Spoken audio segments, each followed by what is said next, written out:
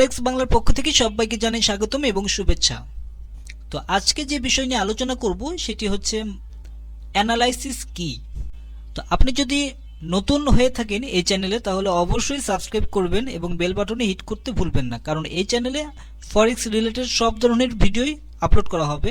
তো চলুন তাহলে শুরু করা যাক। Market analysis.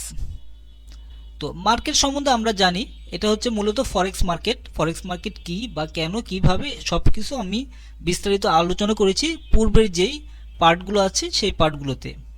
এবং অ্যানালাইসিস হচ্ছে আপনার গবেষণা করা। তো মূলত হচ্ছে আমরা প্রত্যেকটা জায়গাতেই আমরা কি করব, কি করতে চাচ্ছি, এই বিষয়গুলো নিয়ে আমরা সবসময় কিন্তু অ্যানালাইসিস করেই যাচ্ছি। যেমন ধরুন, আমি ছোটবেলা থেকে পড়াশোনা করব, আমার একটা লক্ষ্য থাকে আমি কোন সাবজেক্টে আমি পড়াশোনা করলে আমি ফিউচারে গিয়ে আমি এর ভালো একটা রেজাল্ট পাবো এবং আমার ফিউচারটা আরও ব্রাইট হবে। তো প্রত্যেকটা মানুষের ব্যবসা বলেন প্রত্যেকটা জায়গাতেই তারা অ্যানালাইসিস করে। যেমন ধরুন, যারা স্টক বিজনেস করে, ফিজিক্যাল প্রোডাক্ট যেগুলো তেল, সাবান, মরিচ, আদা, রসুন এগুলো, তো এরাও কিন্তু মূলত অ্যানালাইসিস করে যে কোন মাসে মার্কেটের দামটা বাড়তে পারে এবং বাড়লে কেন বাড়বে এবং কমলে কেন কমবে, কেন কেনা যাবে বা কেন কেনা যাবে না। তো এইটার উপরে কিন্তু ভিত্তি করে মূলত অ্যানালাইসিসটা। তো মূলত হচ্ছে আপনার অ্যানালাইসিস কি এটাকেই বলে, এবং এই অ্যানালাইসিসটা কিভাবে করতে হয়, কত প্রকার অ্যানালাইসিস হয় সেই বিষয়টাই আজকে তুলে ধরব। তো অ্যানালাইসিস মূলত তিন প্রকার ফরেক্সের জন্য। প্রথমত হচ্ছে ফান্ডামেন্টাল অ্যানালাইসিস, তারপর হচ্ছে আপনার টেকনিক্যাল অ্যানালাইসিস, এরপর হচ্ছে আপনার সেন্টিমেন্টাল অ্যানালাইসিস। তো ফান্ডামেন্টাল অ্যানালাইসিস যেটা, এটা হচ্ছে মূলত নিউজ রিলেটেড।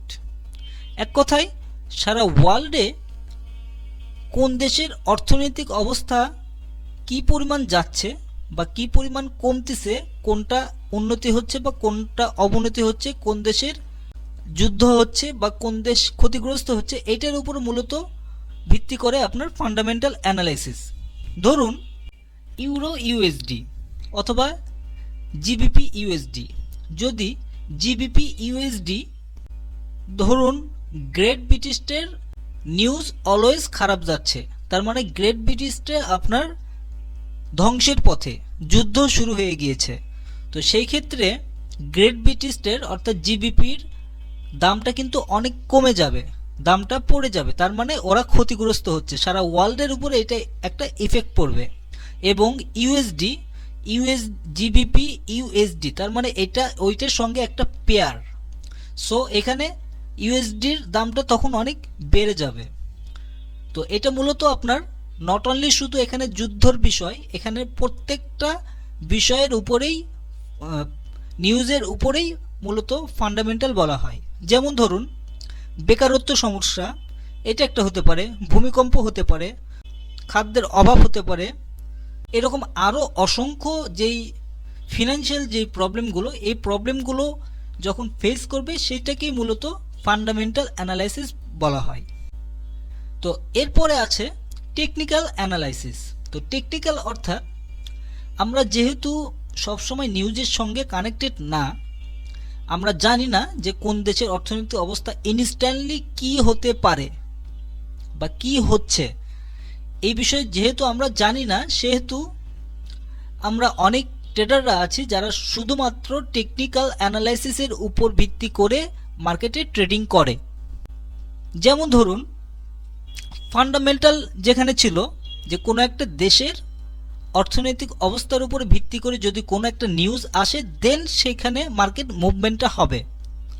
তো আপনি বাংলাদেশে বসে আছেন, আপনি ইন্ডিয়াতে বসে আছেন, আপনি সিঙ্গাপুরে বসে আছেন, বাট আপনার গ্রেট ব্রিটিশে ওইখানে কি অবস্থা হয়ে আছে এটা জানতে গেলে আপনাকে ইউটিউবে সার্চ করতে হবে, গুগলে সার্চ করতে হবে। মাঝখানে প্রায় আধা ঘন্টা 1 ঘন্টার একটা ব্যবধান আছে বা 2 ঘন্টার ব্যবধান আছে, এইটুকু সময়ের মধ্যে আপনি কখনো বুঝতে পারবেন না।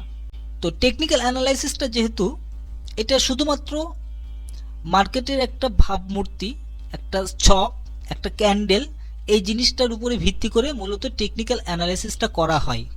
তো টেকনিক্যাল অ্যানালাইসিসটা কিভাবে করতে হয় এই জিনিসগুলো আমি আরও ডিটেলস আলোচনা করব পরের যে পার্টগুলো আছে সেই পার্টগুলোতে।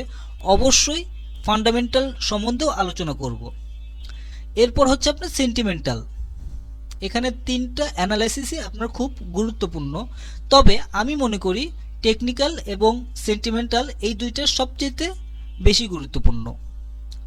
সেন্টিমেন্টাল হচ্ছে সম্পূর্ণ আপনার মেন্টালিটি। আপনার মেন্টালিটি যদি ফরেক্সে ঠিক না থাকে দেন আপনি ফরেক্সে কখনোই সঠিক সিদ্ধান্ত আপনি নিতে পারবেন না। যেমন ধরুন, আপনাকে কোনো একটা লোক বন্দুক দিয়ে আপনার দিকে তাক করে আছে, আপনাকে বলল 2 সেকেন্ড সময়, এই 2 সেকেন্ডের মধ্যে তুমি হয় বসবে অথবা উঠবে, বন্দুক যেখানে আছে সেখানেই থাকবে, গুলি করে দিবে।